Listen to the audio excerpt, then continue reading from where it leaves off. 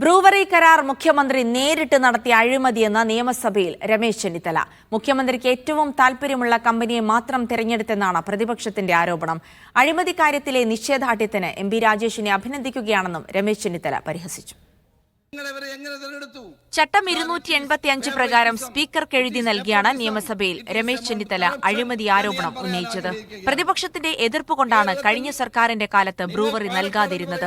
എലപ്പുള്ളിയിലെ ജനങ്ങൾക്ക് കുടിക്കാൻ വെള്ളമില്ല. ഒയാസിസ് കമ്പനിയെ എങ്ങനെയാണ് സർക്കാർ തെരഞ്ഞെടുത്തത്? ഇതിനു പിന്നിൽ സ്വജനപക്ഷപാതവും അഴിമതിയാണെന്നും ചെന്നിത്തല. ഈ ഒയാസിസ് കൊമേഴ്സ്യൽ പ്രൈവറ്റ് ലിമിറ്റഡ് മാത്രമാണോ ഇന്ത്യയിൽ മദ്യനിർമ്മാണ രംഗത്തുള്ളത്? നിങ്ങളെവരെ എങ്ങനെ തിരഞ്ഞെടുത്തു? Sir, it is favouritism, it is nepotism, it is amount corruption എന്ന് ഞാൻ പറയാൻ ആഗ്രഹിക്കുകയാണ്. തെലങ്കാന മുൻ മുഖ്യമന്ത്രി കെ ചന്ദ്രശേഖർ റാവുമായി പിണറായി വിജയനുള്ള ബന്ധം കൊണ്ടാണോ ഒയാസിസ് കമ്പനിക്ക് കരാർ കിട്ടിയതെന്ന് രമേശ് ചെന്നിത്തല ചോദിച്ചു. സർക്കാർ ഉടമസ്ഥതയിലുള്ള മലബാർ ഡിസ്റ്റിലേക്ക് വെള്ളം കൊടുക്കാതെയാണ് ഒയാസിസ് കമ്പനിക്ക് വെള്ളം കൊടുക്കാൻ തീരുമാനിച്ചത്. നിങ്ങൾ മലബാർ ഡിസ്റ്റിലറീസ് ഉണ്ടല്ലോ, സംസ്ഥാന ഗവൺമെന്റ് പദ്ധതി കമ്പനിയല്ലേ, അവർക്ക് നിങ്ങൾ ഏതെങ്കിലും തരത്തിലുള്ള അനുവാദം കൊടുത്തോ? ജനങ്ങൾക്ക് കൂടി വെള്ളം കിട്ടുന്നില്ല. അവിടെയാണ് ബഹുമാനപ്പെട്ട മുഖ്യമന്ത്രി അങ്ങ് ഈ കമ്പനിക്ക് അനുവാദം കൊടുത്തിരിക്കുന്നത്.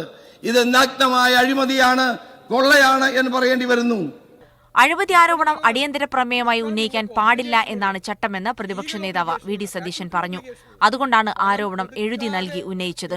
ഈ അഴിമതി ആരോപണം അടിയന്തര പ്രമേയമായിട്ട് ഉന്നയിക്കാൻ പറ്റുമോ? ആ റൂൾസ് ആൻഡ് പ്രൊസീജിയർ ഒന്ന് മറച്ചു നോക്ക്.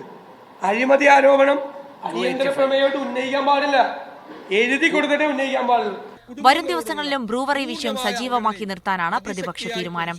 മീഡിയ 1 തിരുവനന്തപുരം.